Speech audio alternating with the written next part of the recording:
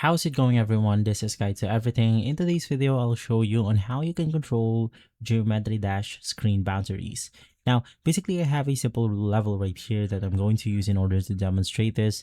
Now, on this level, I'm just playing around on the portal, and basically if I enter this portal right here, my screen will not then adjust to the height of my level, which is basically really high, and then my screen will be set to this specific level right here.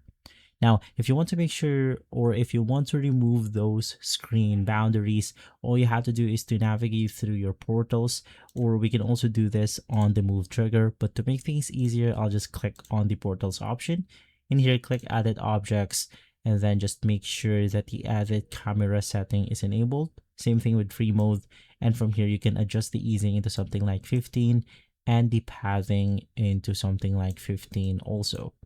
Click on OK, and then click on the disable grid snap. Basically, that's it. If this video has been helpful, leave a like, subscribe, and follow Guide to Everything for more videos like this. Thanks for watching.